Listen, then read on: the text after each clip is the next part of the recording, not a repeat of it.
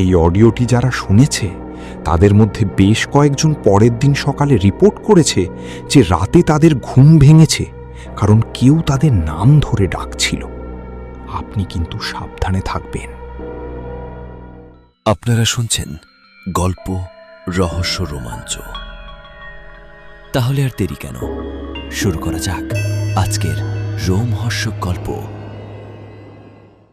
হ্যাঁ, এসে গেছি। লাইভে এসে গেছো তো তোমরাও? দেখতে পাচ্ছ আমাকে? ওকে, গুড। সো এখন রাত 11টা বেজে গেছে। আমি দাঁড়িয়ে আছি শোভাবাজারের সেই বাড়িটার সামনে, যেটার কথা তোমাদের বলেছিলাম, কলকাতার সবচেয়ে হন্টেড বাড়ি। এই শহরে সবাই জানে যে এই বাড়ির নাম নেওয়াও মানা, কিন্তু আমি নিচ্ছি। কিশোর আর রাহুলও আমার সঙ্গে এসেছে, কিন্তু ভেতরে ঢোকেনি। ওরা এখন বাইরে দাঁড়িয়ে কাঁপছে। বেট ধরেছি যে 1000 টাকার, জিততে তো হবেই। তোমরা যারা আমাকে ফলো করো তারা তো জানোই আমি এরকম হন্টেড জায়গায় যেতে কত ভালোবাসি। So let's see. চলো এবার তাহলে ভিতরে ঢোকা যাক। দাঁড়াও, কি কি দেখতে পাচ্ছি সব তোমাদের বলে দিই। এই যে বাঁ দিকে দেখছো বিশাল বড় একটা আয়না, ধুলোয় কিছু দেখা যাচ্ছে না। ঠিক তার পাশেই একটা টানা বারান্দা। এখানকার হাওয়াটা একদম ভারী হয়ে আছে। এই যে বিশাল দরজাটা, চুন খসা দেওয়াল, সিলিং থেকে কি যেন ঝুলছে। ওটা ঝাড় লণ্ঠন, মরচে পড়ে গেছে। সে তো স্বাভাবিক, ভূতেরা তো আর ঘর পরিষ্কার করতে পারে না। বাড়িটা 3 তলা, সব ঘরের দরজা বন্ধ। কিন্তু কিরম একটা গন্ধ বেরোচ্ছে গাইস, মনে হচ্ছে পচা কিছু একটা। অন্যরা হলে এতেও ভয় পেত, কিন্তু আমি জানি ইঁদুর ফিঁদুর পচেছে। ও না, সরি, পচা না, একটা মিষ্টি গন্ধ, অনেকটা ফুলের মতো। পুরনো বাড়িতেই গন্ধ কোথা থেকে আসবে? কমেন্টে দেখছি সবাই লিখছে বেরিয়ে আয়। আরে ভাই, এত ভয় কিসের? এসেছি তো ঘুরতে, একটু ঘুরে দেখি। সিঁড়িটা এদিকে ওপরে উঠে দেখতে হবে।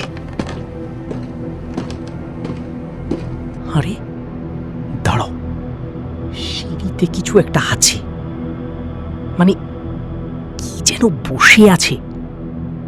না, আমি ভয় টয় পাচ্ছি না। কে ওখানে? কিশোর, তুই কি পিছনে ঢুকে এসেছিস? দরজাটা নিচে থেকে খুললো, মনে হচ্ছে কেউ আমার সঙ্গে প্র্যাঙ্ক করছে। গাইস, আমি একটু ভেতরে উঁকি দিই, দেখাই তোমাদের।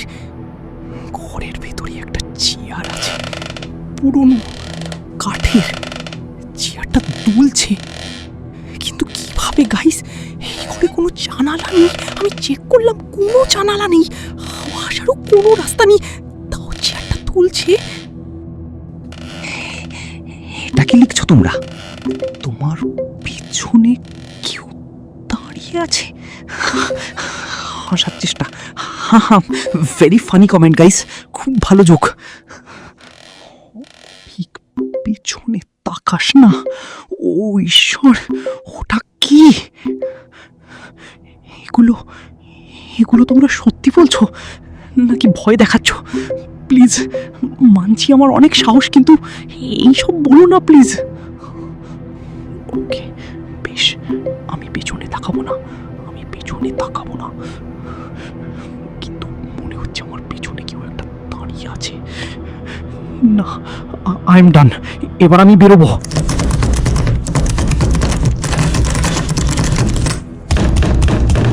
কি, দরজাটা বন্ধ কেন?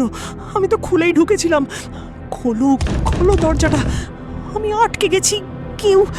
বাইরে কেউ আছো? কিশোর, রাহুল, দরজা খুল প্লিজ।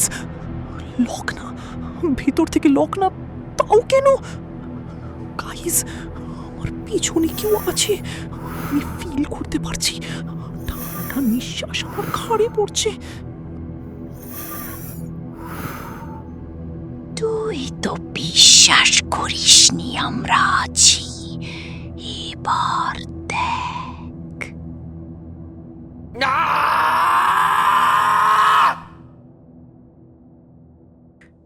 অভিকের ফোন পাওয়া গেছে পরের দিন সকালে, কিন্তু অভিককে পাওয়া যায়নি। পুলিশ বলেছে বাড়িতে কেউ ছিল না, কিন্তু লাইভের ফুটেজে একটা জিনিস ধরা পড়েছে। যেই মুহূর্তে অভিক বলল আমার পেছনে কেউ আছে, সেই মুহূর্তে তার পেছনে একটা ছায়া দেখা যাচ্ছিল।